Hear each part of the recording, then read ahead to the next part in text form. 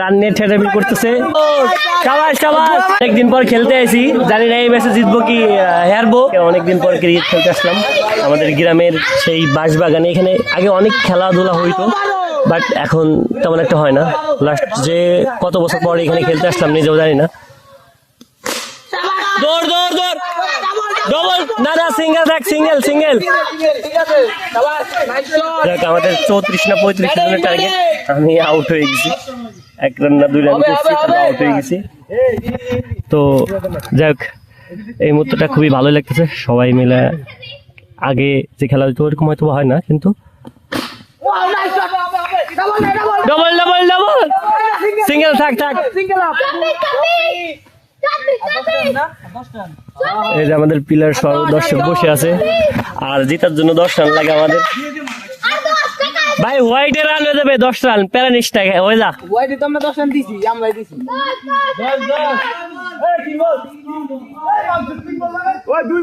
না এইটা last match, মানে এই ইনিংসটা শেষ। 4-4 শাবাশ শাবাশ।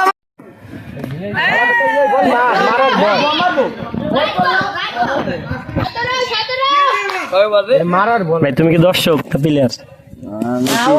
দৌড় দৌড় দৌড় দৌড়, ও শাবাশ। তুই থার্ড আম্পায়ার।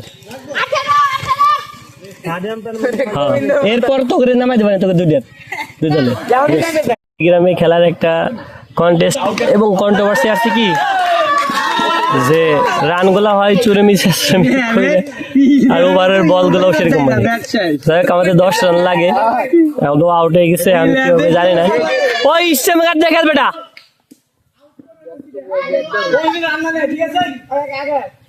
কি হয়?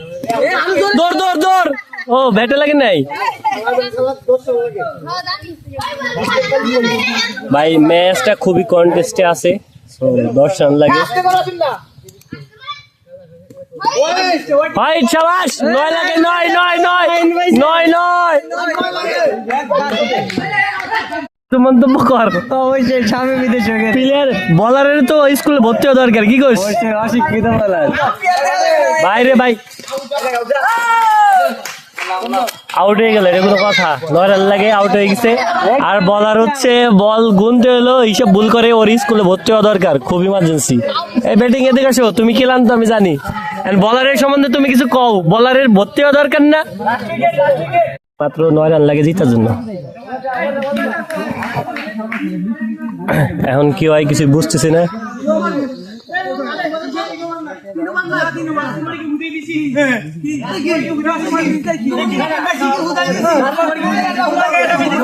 এই যে আবার ঠেটামি শুরু হয়ে গেছে, মানে আমার দিছে বিদায় একটা প্লেয়ার কম খেলবে এমন একটা অবস্থা হয়ে গেছে, ঠেটামি শুরু হয়ে গেছে।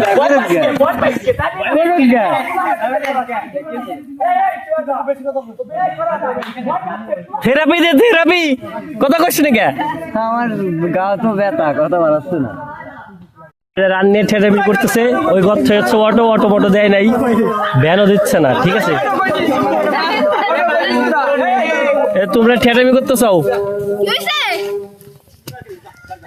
প্রথম ম্যাচ হারার পরে আমরা আবার প্লেয়ার ভাগ করছি, দ্বিতীয় ম্যাচে আমরা ব্যাটিং। তো অনেকদিন পর খেলতে আইছি, জানি না এই ম্যাচে জিতবো কি হারবো, তবে খেলতেছি সবাই মিলে, এটাই মজা করে একটা ব্যাপার। যেহেতু শুক্রবার একটা দিন, দেখো সবগুলো মানে এক জায়গায় হয়েছে। আগে কত সুন্দর খেলাধুলা হইতো, সেটা এখন হয় না যদিও, পরেও আমরা সবাই মিলে একসাথে হয়ে খেলাধুলার চেষ্টা করতেছি। সো এটাই হচ্ছে অনেক কিছু। আর এই বাঁশবাগানে ক্রিকেট খেলা মানে গ্রামের মজা। তোমার বল নিলি কে?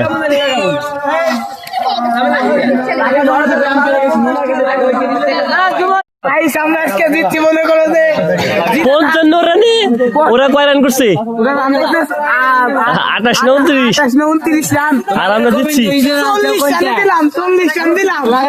কবে যে ক্রিকেট খেলছিলাম ওইখানে, ওই বাঁশবাগানে, সেটা আমার মনে নেই। আর সবাই মিলে ক্রিকেট খেলার মজাটা অন্যরকম ছিল, বিশেষ করে আমাদের গ্রামে। 3 ম্যাচ খেলছি, 3 ম্যাচের মধ্যে 2 ম্যাচ জিতছি আমরা, আর 1 ম্যাচ হারছি।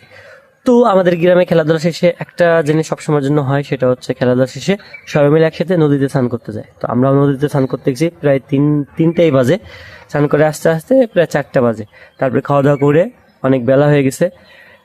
তারপরে নীলাদের বাড়িতে গেলাম, নীলার ওয়াইফাই রাউটারটা রিসেট মারলাম, রিসেট মারার পর পাসওয়ার্ড, তারপরে হচ্ছে